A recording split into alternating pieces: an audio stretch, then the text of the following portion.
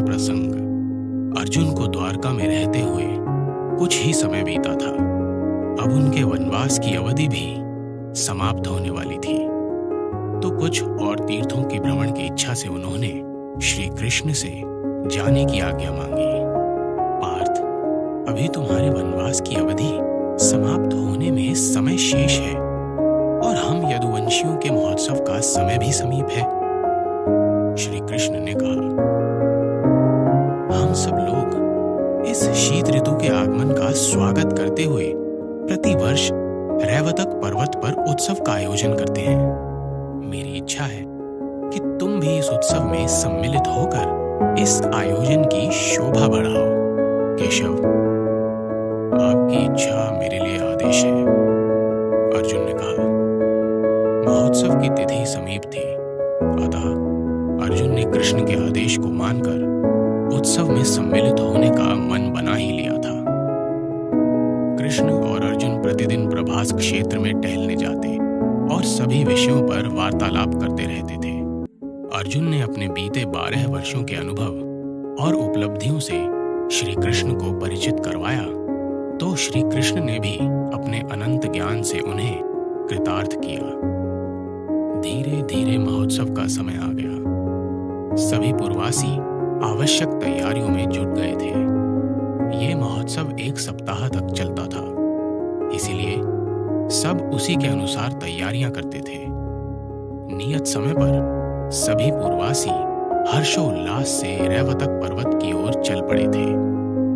स्त्रियों का दल अलग था, बच्चे भी स्वच्छंद दौड़ चले जाते थे। कृष्ण और अर्जुन साथ साथ थे। केशव, कितना अलौकिक आनंद बरसता है द्वारका में। स्वर्ग में जिस प्रकार देवगण प्रेम पूर्वक विहार करते रहते हैं, वैसे ही आपकी नगरी में भी उत्साह और हर्ष अपने चरम पर रहता है।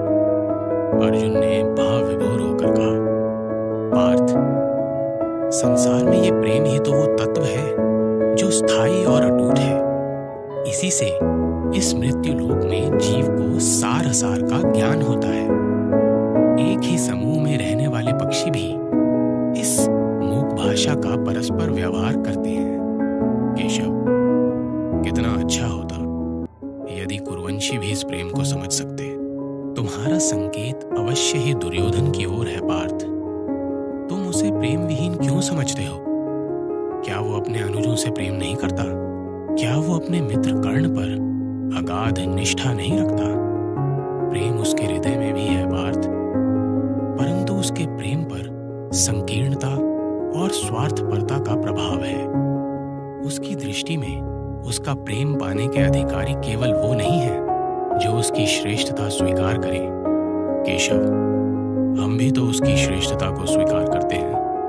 यदि उसमें कोई श्रेष्ठता है, वो मित्रता का मान रखता है, वो महाबली है, हमें उसकी इन श्रेष्ठताओं पर गर्व होता है। फिर भी वो हमसे द्वेष क्यों रखता है?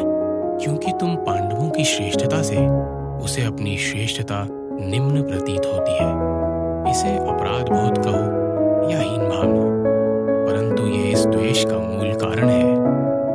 वैसे परम सत्य है कि दुर्योधन मात्र नियति के हाथों खेल रहा वो पात्र है जो अपने गुणों को भी दुर्गुणों में बदलता हुआ अपयश को प्राप्त होगा। संसार में काल एक ऐसी शक्ति है जो जीव का सब कुछ अपने हाथ ले जाती है, परंतु उसके यश और अपयश को यहीं छोड़ जाती है।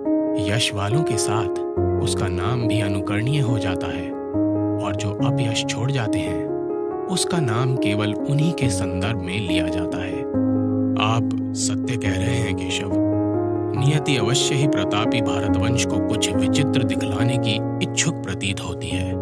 धनंजय, धैर्य धारण करो, सब सामने आ जाएगा। इसी प्रकार बातें करते हुए श्री कृष्ण और अर्जुन अन्य सभी पूर्ववासियों के साथ रैवतक पर्वत पर जा पहुंचे।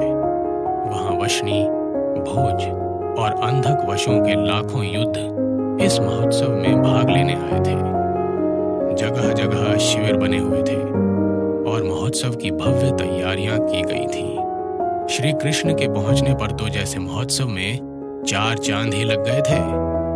प्रधान यदुवंशी, अक्रूर, सारण, गद, प्रभु, उद्धव, हार्दिक्य, बलराम, सात्यकी आदि एक दूसरे से गले मिलकर कुशल क्षेम पूछ रहे थे। नर नारायण का एक साथ दर्शन पाना उनका सौभाग्य था। श्री कृष्ण की सभी स्तुति कर रहे थे तो अर्जुन को हृदय से लगाकर अपने भाव प्रकट कर रहे थे। सबका परस्पर मिलन होने के बाद महोत्सव आरंभ हो गया। पार्थ, श्री कृष्ण ने अपनी चिर परिचित रहस्यमयी मुस्कुराहट से कहा, ये आयोजन विशाल क्षेत्र में है और हर स्थान पर रस बरसता है। यद्यपि तुम हमारे अतिथि हो और तुम्हें यहाँ का भ्रमण करने का दायित्व हमारा है, परंतु हम चाहते हैं कि तुम आतिथ्य के किसी बंधन में ना बंधकर स्वच्छंद होकर इस उत्सव का अवलोकन करो। हमारा अभिप्राय तो समझ रहे हो ना केशव? आप बड़ी रहस्यपूर्ण बातें करते हैं, परंतु आपकी संगति में रहकर मैंने कुछ बातों का अर्थ निकालना जान लिया है। अब आप चाहते हैं कि मैं आपसे दूर रहकर इस उत्सव का आनंद उठाऊं? अर्जुन ने हंसकर कहा, कौन्ते, ये हमारा अभिप्राय था।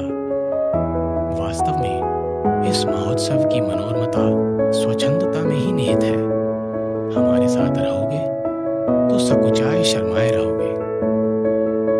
इस आनंदोत्सव में किसी प्रकार का भी बंधन नीरसता को उत्पन्न कर देगा। आपकी बातें पूरी तरह से तो समझ में नहीं आती केशव, परंतु इतना अवश्य है कि आपकी हर बात में कोई प्रयोजन अवश्य छुपा रहता है। उस प्रयोजन की खोज तुम स्वयं जाकर करो पार्थ। अर्जुन ने हंसकर श्री कृष्ण की मंद मंद मुस्कान का अर्थ समझने में चेष्टा तो की, परंतु कुछ समझ नहीं पाए। उन जगत नियंता लीलाधर की बातों का अर्थ समझना सरल भी कहाँ था। स्वयं बलराम भी नहीं समझ पाते थे। अर्जुन स्वयं भी यही चाहते थे कि उस भव्य महोत्सव का आनंद तो आतिथ्य बंधन से विमुक्त होकर ही प्राप्त किया जाना चाहिए। शायद ये मनोभाव उनके नेत्रों में परिलक्षित हो गए थे और सर्वव्यापी जगदीश्वर ने उन्हें ताड़ लिया था।